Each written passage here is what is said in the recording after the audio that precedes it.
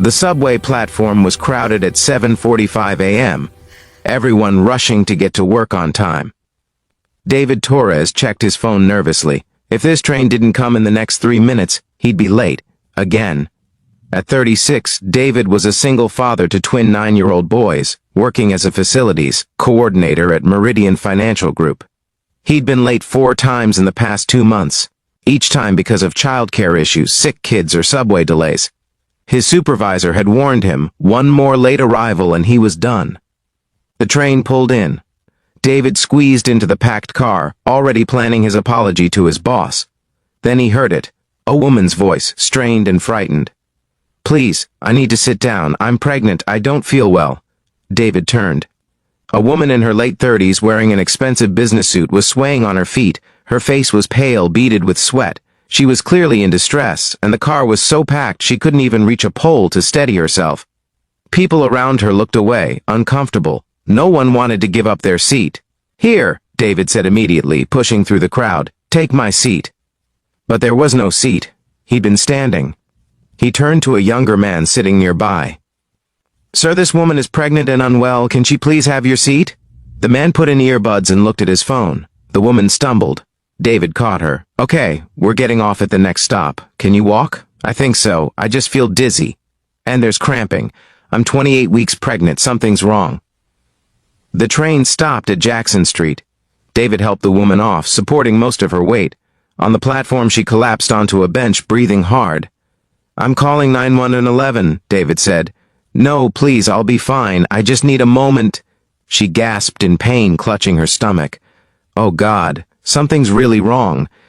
David called 911. Then he called his supervisor.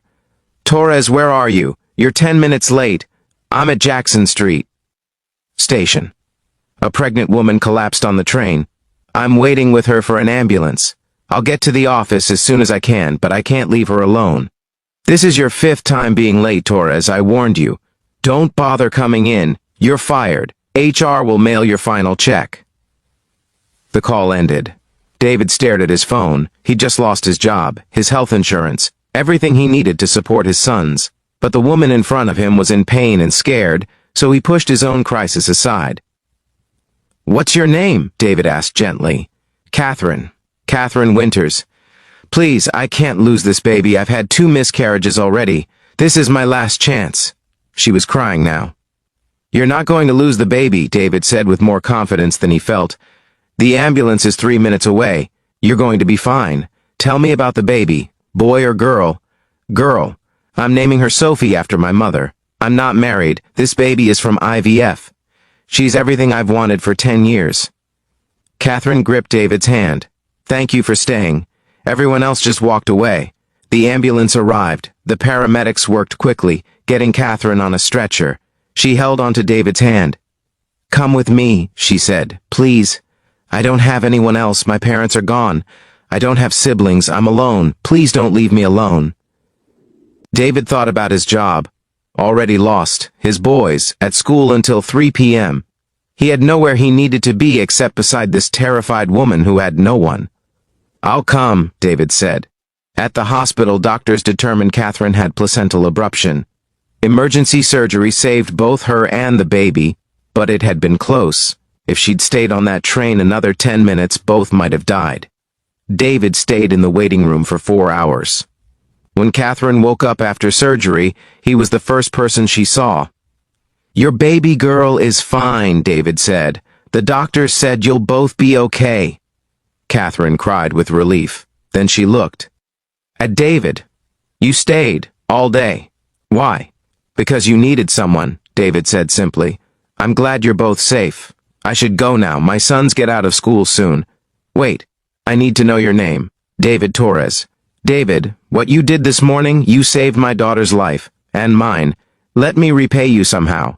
"You don't need to repay me. I'm just glad you're okay. At least let me pay for your missed work. I heard you on the phone with your supervisor. You got fired, didn't you?" David hadn't wanted her to know that. "It's fine. I was already on thin ice. This just pushed it over." "What's the name of your company?" "Meridian Financial Group." "But please don't—" "David, I own Meridian Financial Group," Catherine said quietly. "I'm the CEO. What department do you work in? David felt the world tilt. The woman he'd helped, the woman he'd lost his job for, was his ultimate boss. The billionaire CEO he'd only seen in company newsletters. Facilities coordination, David said. Building C. I've worked there for 4 years. Catherine reached for her phone. What's your supervisor's name? Miss Winters, please. I don't want to cause trouble. I was late 5 times. He was just enforcing policy. David, you were late helping save my life and my daughter's life. What's his name? Richard Brennan.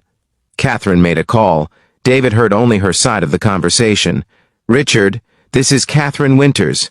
David Torres, who you fired this morning, spent the last 4 hours at the hospital with me after preventing me from having a medical emergency alone on a subway platform.